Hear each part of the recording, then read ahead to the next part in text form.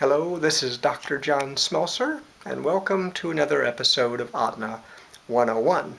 The last episode was recorded at the Ellis Fischel Cancer Center at Mizzou Hospital, Mizzou Healthcare, in Columbia, Missouri, where I was on my last day of cancer treatment. Half a year of hospitalizations every single month, for chemo and immunotherapy and spinal infusions.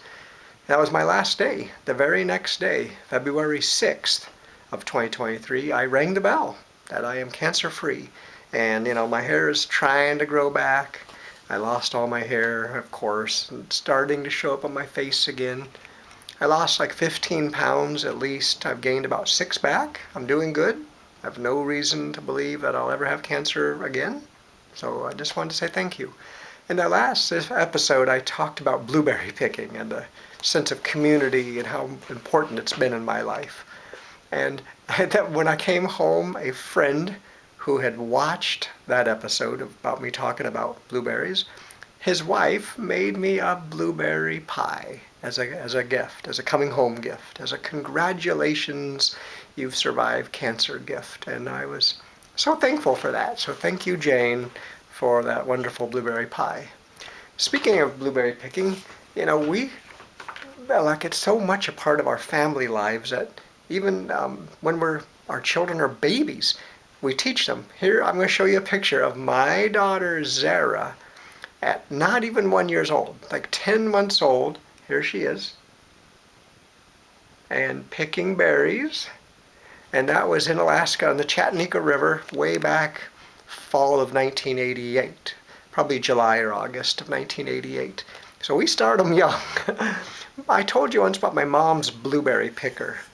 This is it right here. And it's just made out of wood, has a little pocket, if you will, a cup.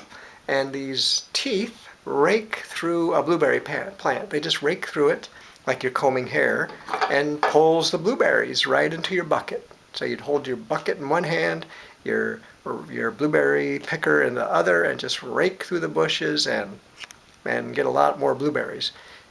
In my experience, you end up with a lot more leaves and stems, but you have to pick through those eventually anyhow.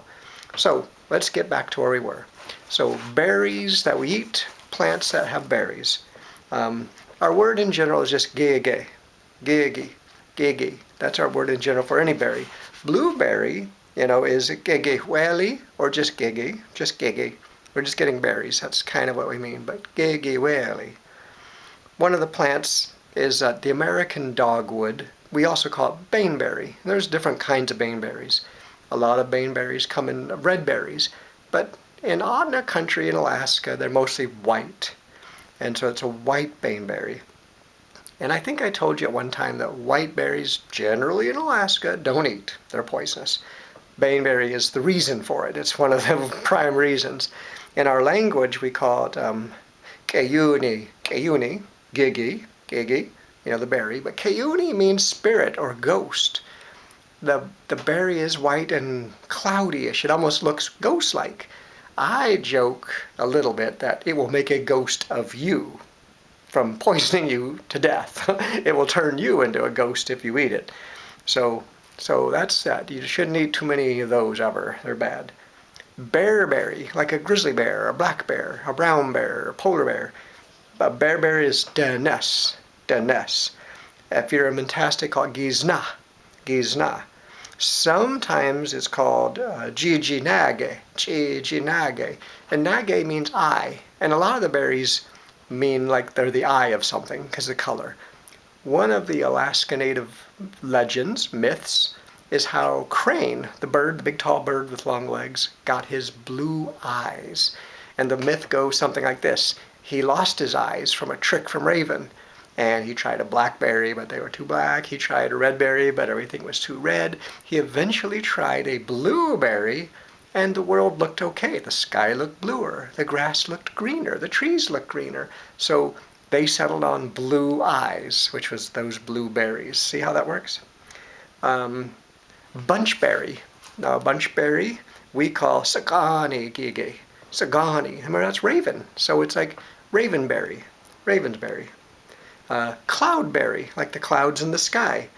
We call it nkoth, nkoth. It's like two syllables, but you try to pronounce it as one. Nkoth. The N sound is in front.